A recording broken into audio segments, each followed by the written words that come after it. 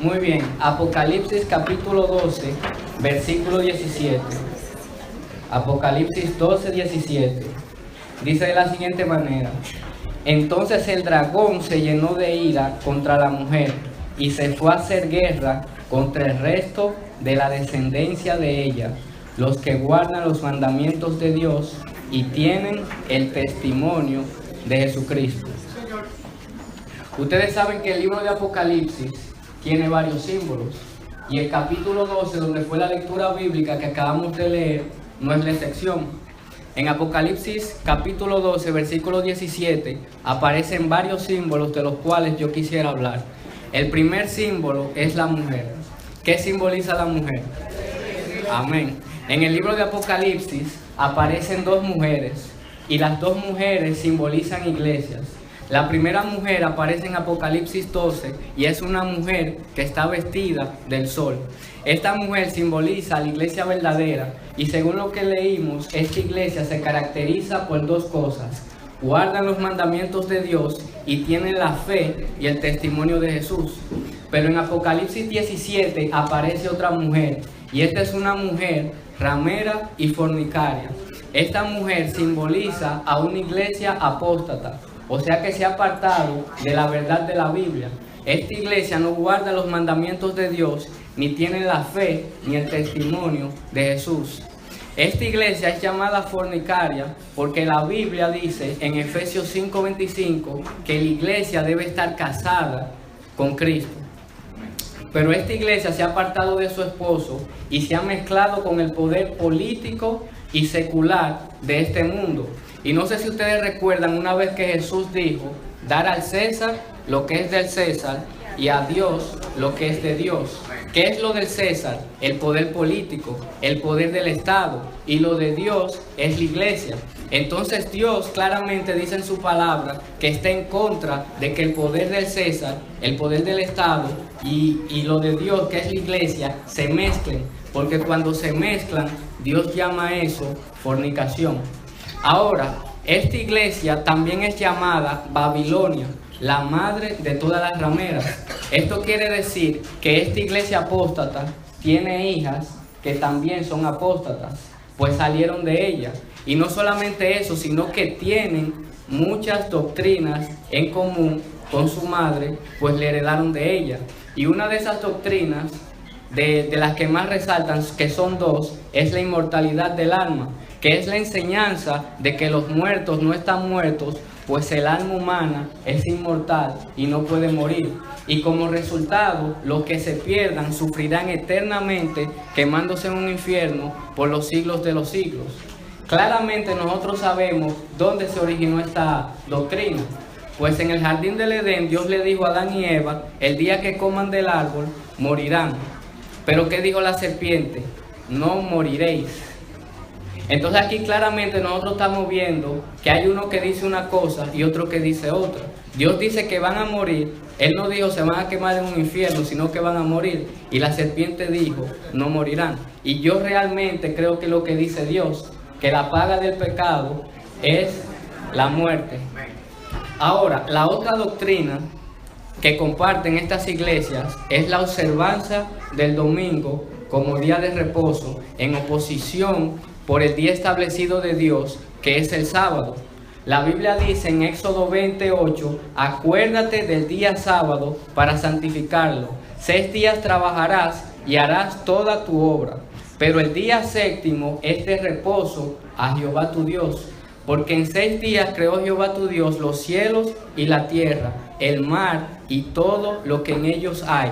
Pero el día séptimo reposó y lo santificó. Y por eso el día sábado es santo y apartado para nuestro Dios. Pero el mundo cristiano de hoy en día, ¿qué es lo que dice? El domingo es que hay que adorar. Ahora, yo creo que por lo que yo he dicho hasta ahora, podríamos identificar quién es la madre y quiénes son sus hijas. Pues la madre de todas las rameras, es el papado, la iglesia católica. Y esto es lógico, porque si ustedes ven en la historia, hubo una iglesia que inventó la doctrina de la inmortalidad del alma y la introdujo a la iglesia, e inventó que existe un infierno. Esa fue la Iglesia Católica. Y también la Iglesia Católica fue que movió el día de reposo de sábado a domingo. Entonces estas iglesias que salieron de ella, que es el protestantismo del tiempo de Martín Lutero, adoptaron estas doctrinas y ahora ellos también la tienen. Pero ahora, si ustedes se fijan, hay otro símbolo también que aparece en Apocalipsis 12:17 y es un dragón. ¿Qué simboliza el dragón? El mismo libro de Apocalipsis nos dice que el dragón es la serpiente antigua, el diablo y Satanás, que utiliza el poder político de esta tierra y también utiliza el poder secular y de la iglesia apóstata para perseguir al pueblo de Dios. Ahora, aparecen dos cosas más de las que yo quisiera hablar, porque esta iglesia se dice que guardan los mandamientos de Dios y tienen el testimonio de Jesús. ¿Cuáles son los mandamientos de Dios? Los 10 mandamientos, ¿verdad?, que aparece en el libro de Éxodo, capítulo 20. Y entre esos mandamientos está también el sábado. Esto quiere decir que esta iglesia de los últimos días va a guardar el sábado. Pero también esta iglesia dice que tiene el testimonio de Jesús. Y esa sería la última pregunta. ¿Qué es el testimonio de Jesús? Y en eso es donde yo me pienso enfocar en el estudio de esta mañana. Así que me gustaría que fueran en sus Biblias al libro de Apocalipsis, capítulo 19, versículo 10. Apocalipsis 19, versículo 10. Miren cómo dice: yo me postré a sus pies para adorarle, y él me dijo: mira, no lo hagas, yo soy consiervo tuyo y de tus hermanos, que retienen el testimonio de Jesús. Adora a Dios, porque el testimonio de Jesús es el espíritu de la profecía. ¿Cuál es el testimonio de Jesús? El espíritu de la profecía. Y es interesante esto porque en Apocalipsis 1:10 dice que Juan estaba en el espíritu en el día del Señor. ¿En qué espíritu ustedes creen que estaba Juan en el día del Señor? Juan estaba en el espíritu de la profecía que lo inspiró a escribir el libro de Apocalipsis, el cual es un libro profético. Pero me interesó lo que dijo el hermano, el Espíritu Santo, porque a veces no podríamos confundir y pensar que el espíritu de profecía es otro diferente que el Espíritu Santo. Pero fíjense que dice Segunda de Pedro, capítulo 1, versículo 19 en adelante. Segunda de Pedro, capítulo 1, 19 en adelante. Dice así: tenemos también la palabra profética más segura. ¿Cuál es la palabra profética más segura? La Biblia, ¿verdad? No los sueños, no las visiones. Dios no puede hablar por medio de sueños y visiones, pero la palabra más segura es la palabra profética, que es la Biblia, a la cual hacéis bien en estar atentos como a una antorcha que alumbra el lugar oscuro, hasta que el día esclarezca y el lucero de la mañana salga en vuestros corazones. Entendiendo primero esto, que ninguna profecía de la Escritura es de interpretación privada, porque nunca la profecía fue traída por voluntad humana, sino que los santos hombres de Dios hablaron siendo inspirados ¿por qué? Por el Espíritu Santo. En el libro de Apocalipsis dice que el que inspiró a Juan fue el Espíritu de profecía, y aquí dice que el que inspiró a los profetas fue el Espíritu Santo. Esto quiere decir que son lo mismo. Ahora, si ustedes se fijan en San Juan 5:39, Jesús lo pone aún mucho más claro. El libro de San Juan, capítulo 5, versículo 39. Dice así, San Juan 5:39: escudriñad las Escrituras, porque a vosotros os parece que en ellas tenéis la vida eterna. ¿Y qué hacen ellas? Ellas son las que dan testimonio de mí. ¿Qué es lo que hace la Escritura? Da testimonio de Jesús. El testimonio de Jesús es el espíritu de profecía que inspiró la Biblia, la cual es la palabra profética más segura. La Biblia es profecía y el propósito de la profecía es hacer ¿qué? Dar testimonio de Jesús. El centro de la profecía es Jesucristo. Por eso es que dice el libro de Apocalipsis que es la revelación ¿de quién? De Jesucristo. Si nosotros investigamos, estudiamos la profecía y vemos las señales, eso es buena información, pero en realidad eso no nos transforma nuestro carácter, porque el único que transforma nuestro carácter, ¿quién es? Cristo Jesús. Ahora, yo hago una pregunta: ¿cómo las escrituras que dice Jesús, que dan testimonio de él, dan testimonio de Jesús? Fíjense que dice el libro de San Juan, capítulo 1, versículo 45. San Juan capítulo 1, versículo 45. Felipe halló a Natanael y le dijo: hemos hallado a aquel de quien escribió Moisés en la ley, así como los profetas, a Jesús, el hijo de José de Nazaret. Aquí Felipe nos da una pista. Él nos dice que la ley, que son los 5 libros de Moisés, los 5 primeros libros de Moisés, y los escritos de los profetas, hablan de Jesucristo. Los 5 libros de Moisés, más los escritos de los profetas, conforman las escrituras, las cuales Jesús dice que dan testimonio de él. ¿Están captando lo que está diciendo el versículo? Entonces, si ustedes se fijan, vuelvo y hago la pregunta: ¿cómo es que las escrituras dan testimonio de Jesús? Felipe lo dijo claro, hablando de Jesús y profetizando de Jesús. Ahora, yo le puedo dar varios ejemplos de cómo la Biblia en el Antiguo Testamento dio testimonio de Jesús, habló de Jesús y profetizó de él. Por ejemplo, Génesis 3:15. En Génesis 3:15 podemos ver que Dios le da la sentencia a la serpiente. ¿Y qué es lo que le dice?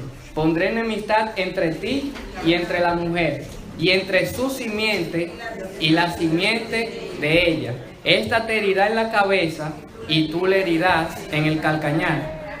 Y es interesante porque Génesis 3:15 está conectado con Apocalipsis 12. Porque si ustedes se fijan, en Apocalipsis 12 aparece una mujer, que es la iglesia. Aparece un dragón también. Y cuando ustedes se fijan, en Génesis 3:15 aparece una mujer, aparece una serpiente y aparece la simiente de la mujer y la simiente de la serpiente también. ¿Qué simbolizaba eso? Eso simbolizaba que de la mujer iba a nacer alguien de la mujer que le iba a aplastar la cabeza a Satanás. El libro de Apocalipsis, capítulo 12, dice que la mujer dio a luz un hijo varón que fue arrebatado para Dios y para su trono. ¿Quién es ese? Cristo Jesús, ¿verdad? Entonces lo que estaba profetizando es que el Mesías iba a venir de una mujer, y no solamente que iba a venir de una mujer literal, sino que iba a venir de una iglesia, que eso es lo que simboliza la mujer. ¿Y qué era esta iglesia? El pueblo judío, el pueblo de Israel. De ahí fue que vino Jesucristo. Entonces decía que Cristo le iba a aplastar la cabeza a Satanás, pero en el proceso de aplastarle la cabeza a Satanás, Satanás le iba a morder el calcañar. Y todos sabemos que eso pasó en la crucifixión de Cristo y en todos sus padecimientos. Pero sabemos que cuando Cristo venga por tercera vez, va a acabar con el pecado, con Satanás y todo el mal para siempre. Aunque Cristo murió y fue mordido en el calcañar, Él resucitó y ascendió al cielo, y muy pronto volverá como Señor de señores y Rey de reyes. Ahora, otro ejemplo sería en... Jesús dijo una vez: así como Moisés levantó la serpiente en el desierto, el Hijo de Dios tiene que ser levantado. Y si yo fuere levantado, atraeré a todos a mí mismo. Si ustedes se fijan en el libro de Números, capítulo 21, habla de cómo el pueblo de Israel estaba pecando contra Dios, murmurando contra Él. Y Dios hizo que vinieran serpientes y lo mordieran. Y ellos comenzaron a decirle a Moisés: ruega por nosotros a Dios para que Él nos salve. Si uno ve, Dios le dijo a Moisés: levanta una serpiente de bronce y ponla en un palo, y todo el que la vea no morirá, vivirá. ¿Qué simboliza esto? Que Adán y Eva, nuestros primeros padres, murieron y trajeron la muerte a este mundo. Y la serpiente, que es el pecado, lo mordió. Pero Dios, en su amor y su misericordia, envió a Jesucristo a morir en un madero. Y ahora todo el que mira a la cruz del Calvario, a Jesucristo, no se pierde, mas tiene la vida eterna. Amén. Otra ilustración podría ser en Éxodo capítulo 17, el agua y la roca. El pueblo de Israel nuevamente está murmurando contra Jehová y le dice a Moisés: ¿para qué nos trajiste aquí? ¿Para matarnos de sed? Mejor hubiéramos estado en Egipto. Y viene Dios y le dice a Moisés: busca una vara con la que abriste el mar rojo, que la vara simboliza el castigo de Dios, el juicio de Dios que debía caer sobre el pecador. Y le dijo: yo estaré allá en la roca sobre Horeb. Golpea la roca y cuando tú la golpees, saldrá agua de ella. ¿Qué simboliza eso? Nuevamente que el hombre pecó y merecía el castigo de Dios. Pero Jesucristo, que dice 1 de Corintios capítulo 10, que Él es esa roca de la que bebía el pueblo de Israel, fue golpeado por la ira de Dios. Y al Él ser golpeado y ser sacrificado, ¿qué pasó? Salieron aguas. ¿Qué es lo que simboliza el agua? La Biblia dice que el agua simboliza el Espíritu Santo. Y cuando Jesús murió y ascendió al cielo, ¿qué fue derramado sobre los discípulos? El Espíritu Santo. Si ustedes se fijan, el libro de Isaías decía que Jesús iba a nacer de una virgen. También dice que Jesús iba a ser llamado varón de dolores. También dice que Él iba a morir por nuestros pecados. Si ustedes se fijan, el salmista David escribió que ninguno de sus huesos iban a ser rotos. También dijo que Dios no iba a dejar que su cuerpo viera corrupción, ni que su alma fuera dejada en el Hades. Entonces ahí claramente nosotros vemos cómo las Escrituras, cómo el Antiguo Testamento, el propósito de las Escrituras es dar testimonio de Jesús, es profetizar de Jesús y hablarnos de Él, quien es el único que nos puede dar vida eterna. Ahora, a mí me gustaría concentrarme en un profeta del Nuevo Testamento, así que me gustaría que fueran conmigo al libro de San Juan, el capítulo 1, y vamos a leer los versículos 14 y 15. Amén. San Juan capítulo 1, versículos 14 y 15. Miren cómo dice: y aquel verbo fue hecho carne. ¿Cuál fue aquel verbo? Jesucristo. Y habitó entre nosotros y vimos su gloria, gloria como del unigénito del Padre, lleno de gracia y de verdad. Y miren el versículo 15. Juan dio testimonio de él. ¿Qué fue lo que hizo Juan? Dio testimonio de Jesucristo. ¿Qué significa que él dio testimonio de Jesucristo? Habló de Jesucristo y profetizó de Jesucristo. Eso es lo que hemos estudiado, ¿verdad? Ahora, a mí me gustaría leer una cita que se encuentra en el Espíritu de Profecía, en Primeros Escritos, página 154. Juan vino con el espíritu y el poder de Elías a proclamar el primer advenimiento de Jesús. Se me señaló los últimos días y vi que Juan representaba a aquellos que iban a salir con el espíritu y el poder de Elías para pregonar el día de la ira y el segundo advenimiento de Jesucristo. Amén. ¿Qué es lo que está diciendo aquí? Que Juan el Bautista representaba la misión y su mensaje, lo que iban a hacer la mujer de los últimos días. ¿Cuál era el mensaje que ellos iban a dar? Era el mismo. Ahora,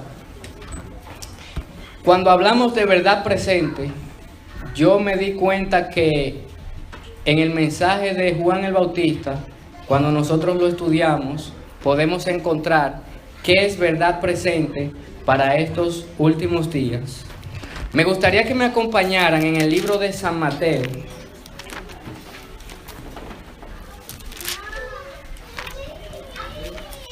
San Mateo, capítulo 3.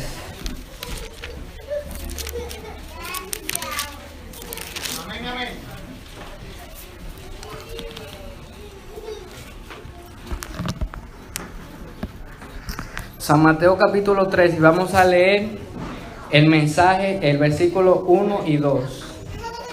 Dice así: en aquellos días vino Juan el Bautista predicando en el desierto de Judea y diciendo: arrepentíos, porque el reino de los cielos se ha acercado. Pues este es aquel de quien habló el profeta Isaías. Ahora, ¿cuál era el mensaje de Juan el Bautista aquí? Arrepentíos.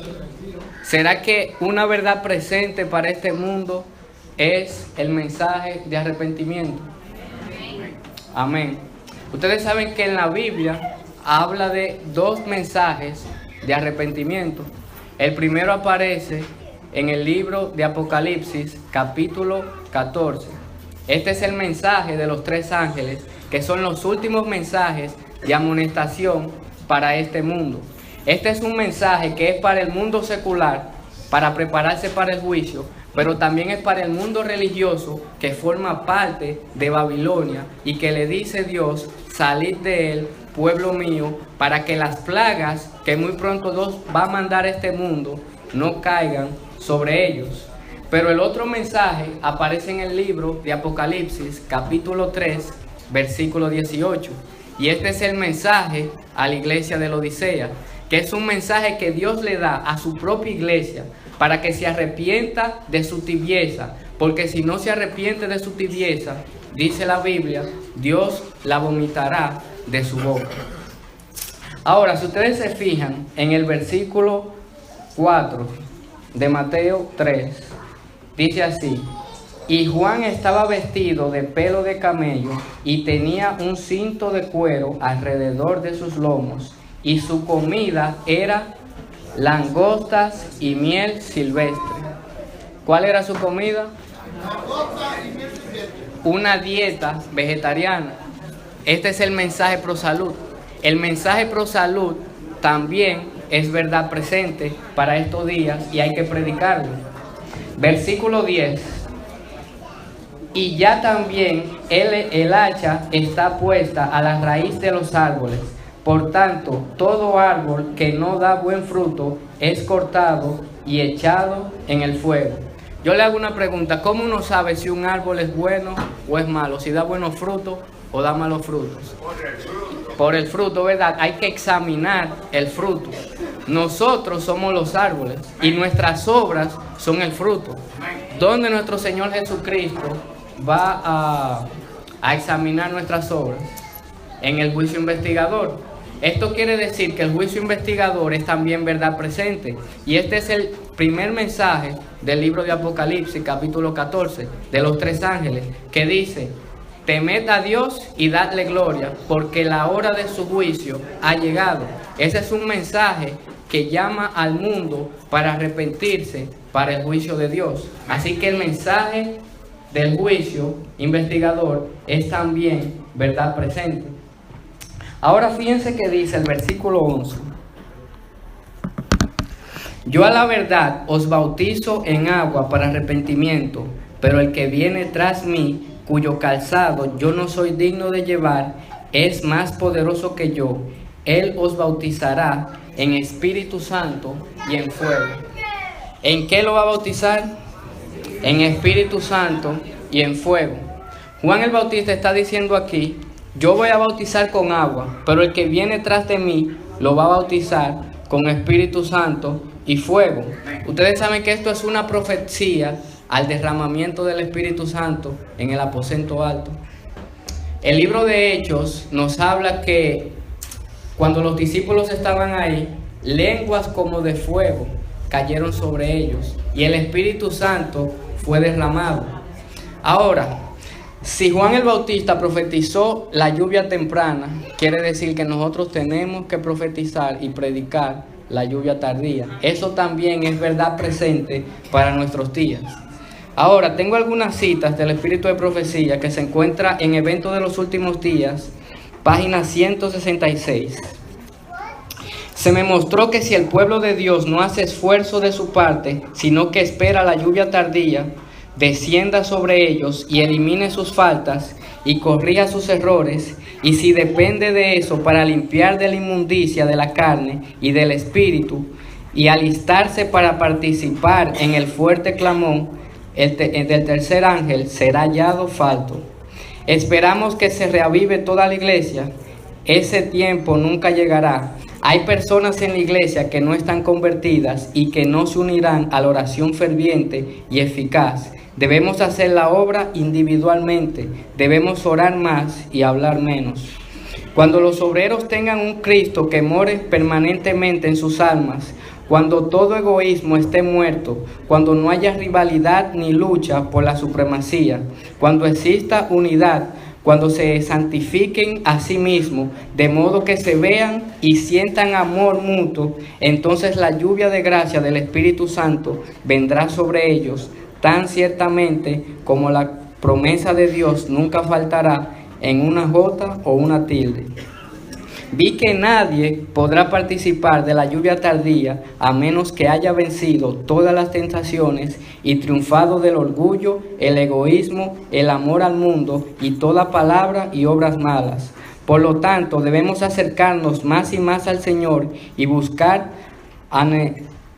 anhelosamente la preparación necesaria que nos habilite para permanecer firmes en la batalla del día del Señor.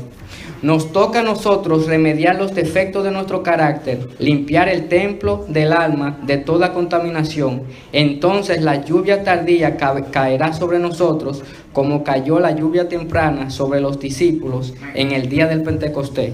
La última cita: cada tentación, cada influencia opositora, ya sea manifiesta o secreta, puede ser resistida con éxito, no con ejército ni con fuerza, sino con mi espíritu, ha dicho Jehová de los ejércitos.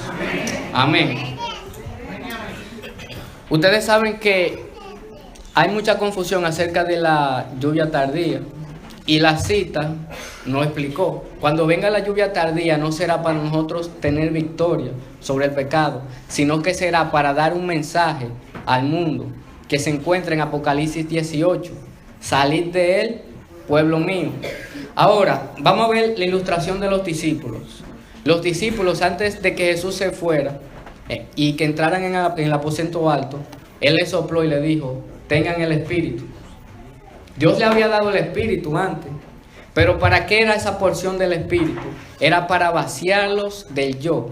Ustedes saben que entre los discípulos había mucha contienda y muchas peleas de quién iba a ser el mayor. Había muchos conflictos entre ellos. Incluso Pedro dijo: nunca te negaré, y lo negó. Había suficiencia propia. Y ellos primero tuvieron que ser vaciados por el Espíritu Santo y estar vacíos del yo, para que en la lluvia tardía, cuando fuera derramado, pudiera llenarlo y le pudiera dar poder para ellos poder dar el último mensaje a su pueblo. Ahora fíjense qué dice el versículo 12.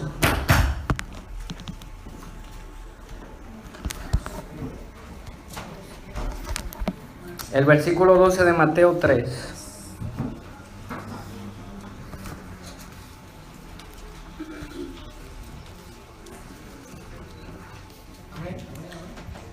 Dice así: su aventadero está en su mano y limpiará su era y recogerá su trigo en el granero y quemará la paja en fuego que nunca se apagará. Esto claramente habla de la segunda venida de Cristo. Así que Juan no solamente habló de la primera venida de Cristo, Juan también profetizó la segunda venida de Cristo. Y el centro de su predicación es que hay que prepararse porque Cristo viene muy pronto. Hay que prepararnos para la segunda venida de Cristo. Ese fue el centro del mensaje de Juan el Bautista y debe ser el centro de nuestro mensaje también. Ahora, no sé si ustedes recuerdan que en la lectura bíblica dijimos que el dragón se iba a llenar de ira contra la mujer, iba a hacer guerra contra ellos y le iba a perseguir. Ustedes saben que esto está ilustrado también en la historia de Juan el Bautista. Fíjense que dice el libro de Mateo, capítulo 14.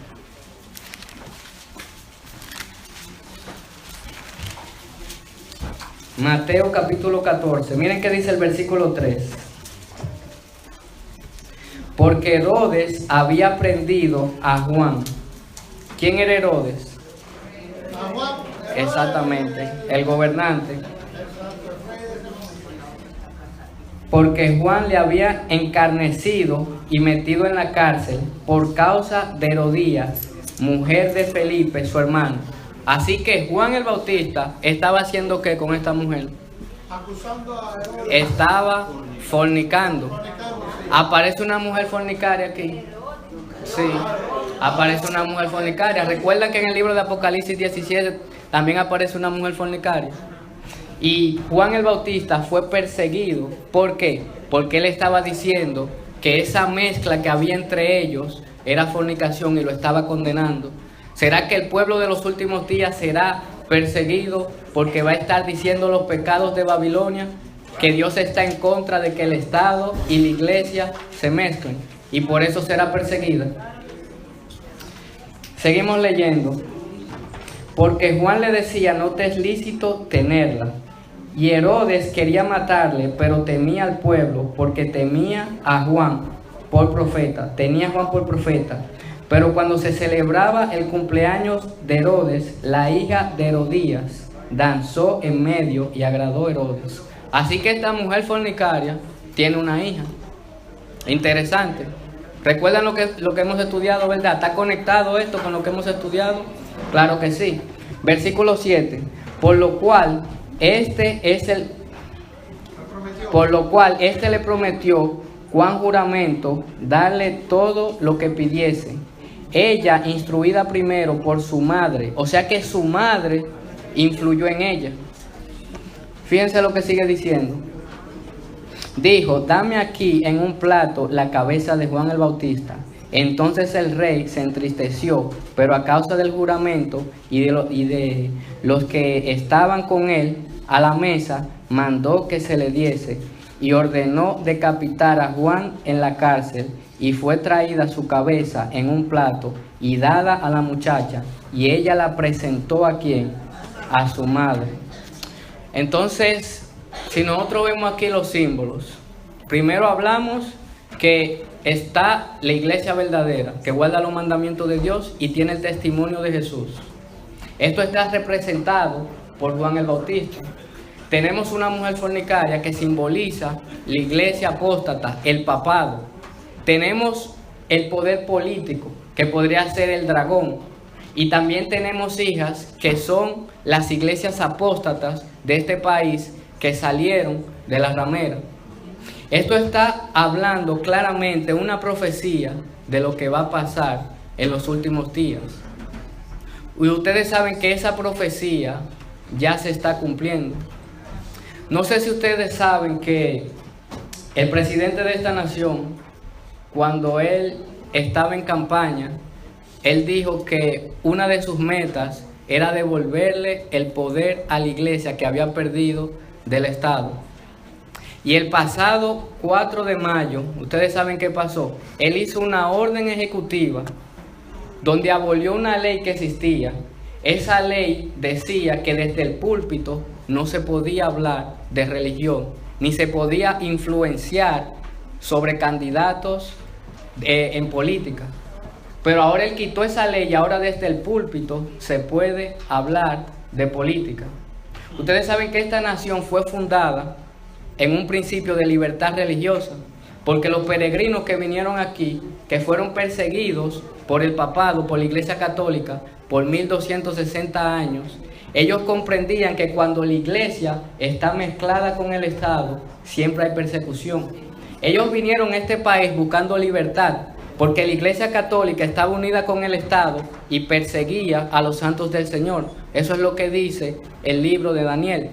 Entonces, ustedes se fijan, esta nación que fue fundada en esos dos principios de separación de iglesia y Estado, va a ser una imagen de la bestia. Eso es lo que dice el libro de Apocalipsis 13. Y en esa imagen de la bestia va a instituir la marca de la bestia y se la va a poner a cada persona.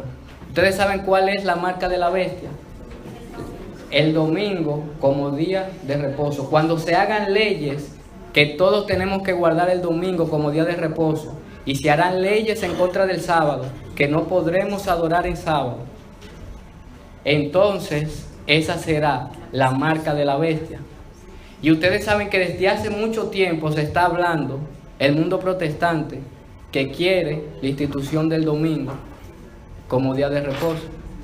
Y que se haga una ley, porque hay mucha violencia en el mundo. Se necesita guardar un día para que todos estemos en paz. Se trabaja mucho toda la semana. Se necesita un descanso y es domingo. La familia está muy agitada. Se necesita un día de descanso y ese es el domingo. Y ahora con esta ley que se puso, desde los púlpitos se va a influenciar leyes a favor del domingo como día de reposo. Y no sé si ustedes saben que el pasado miércoles el Papa Francisco se reunió con el presidente de esta nación. Y una de las cosas que él hizo fue que le dio los escritos que él tenía a favor del medio ambiente y de la familia. Y en esos escritos del medio ambiente, ahí el Papa habla de cómo el medio ambiente necesita un día que se repose. Y ese día es el domingo. Cristo viene muy pronto y las señales están increíbles. La pregunta es, ¿estoy yo listo para cuando venga Cristo? En el libro de Apocalipsis habla de dos grupos. En el capítulo 6 habla de un grupo que cuando viene Cristo dice: escóndanos de la presencia del Cordero y del que está sentado en su trono, porque el día de su ira ha llegado, y ¿quién podrá mantenerse en pie? Esos son personas que no aceptaron a Cristo como su Señor y Salvador. Pero también aparece otro grupo que cuando viene Cristo están de pie y están con los brazos abiertos para que venga nuestro Señor Jesucristo. A mí me gustaría terminar con un texto que se encuentra en el libro de Lucas. Lucas capítulo 21.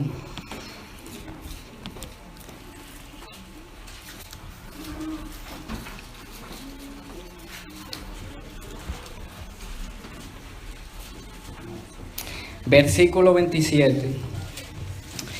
Entonces verán al Hijo del Hombre que vendrá en una nube con poder y gran gloria. Cuando estas cosas comiencen a suceder, erguíos y levantad vuestra cabeza, porque vuestra redención está cerca. Amén. Versículo 34. Mirad también por vosotros mismos, que vuestros corazones no se carguen de glotonería y embriaguez, y de los afanes de esta vida, y venga de repente sobre vosotros aquel día, porque como un lazo vendrá sobre todos los que habitan sobre la faz de toda la tierra. Velad pues en todo tiempo, orando que seáis tenidos por dignos de escapar de todas estas cosas que vendrán y de estar en pie delante del Hijo del Hombre. Que Dios nos ayude a cada uno de nosotros a prepararnos, a tener una consagración diaria con nuestro Señor Jesucristo por medio del estudio de su palabra y de la oración ferviente, y que cada uno de nosotros podamos decir en ese día: he aquí nuestro Dios, le hemos esperado y Él nos salvará. Que Dios les bendiga.